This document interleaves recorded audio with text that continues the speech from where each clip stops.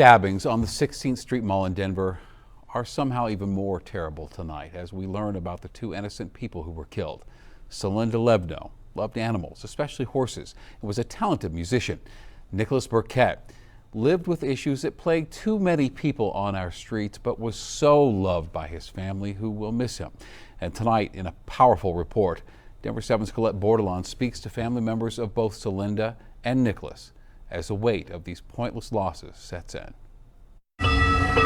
This corner in downtown Denver. She was a flutist and I was a trumpet player. Is where John Levno lost the woman he loves. I went up to her and asked her if she wanted to play some flute duets, and she thought that was pretty crazy for a trumpet player to ask. John spoke with us over the phone from his Arizona home about his wife of almost 50 years, Celinda, who was a flight attendant on a layover in Denver on Saturday. That evening, John thought she was calling him. When I answered, I realized it was somebody else. And that person said that she'd been stabbed in the neck. And I never did hear the voice after that. Celinda was the second of 4 people stabbed over the weekend along 16th Street in the heart of Denver. She died on Sunday morning after doctors tried to save her life. That evening, Nicholas Burkett was killed before 24-year-old Elijah Caudill was arrested in connection to the string of stabbings. He was homeless and a drug addict, and I assumed it was an overdose. And so this is just shocking. It's just horrible. He didn't deserve this, you know. We spoke with the Burkett family about who Nick was. That was probably one of the things he was best at, was not caring what people think. And I just want to,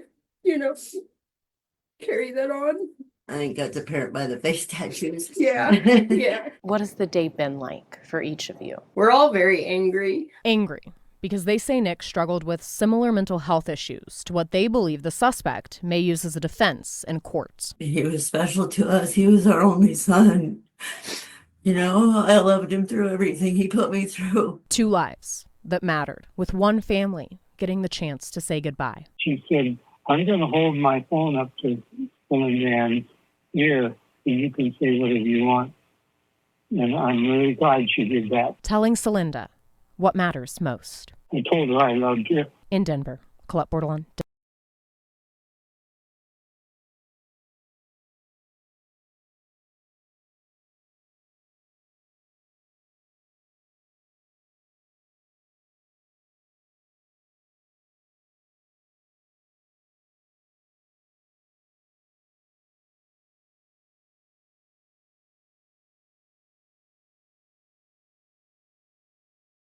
And Wayne Burkett back in time to when their son, Nicholas Burkett, was just a kid. Always a hyper, fun kid. He always was, busy doing something or, trying to be.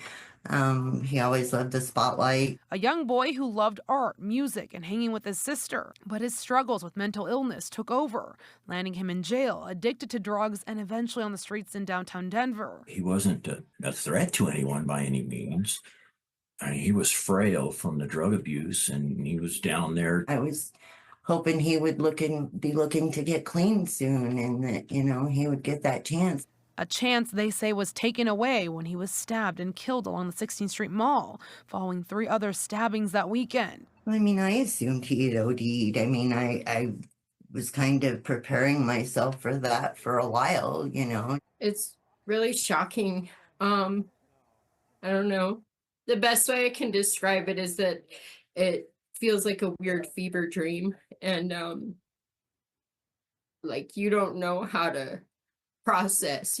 Nicholas's family say they feel for the other victims hurt and killed during this violent spree. This shouldn't have even happened. This should never happen. But says there needs to be changes in the community that better address mental health and homelessness, while preventing crimes like this from happening to anyone. In some kind of a better way to manage the homeless people instead of just providing them with shooting galleries and places to put their tents. They're not throwaway people. No. Their lives matter. Yeah. And we care about them.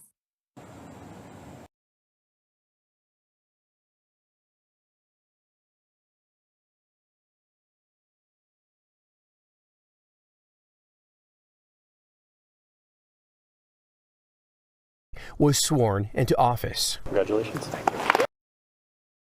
invested in the case. The deadly crime spree comes just a few days before Denver's new DA was sworn into office. Congratulations.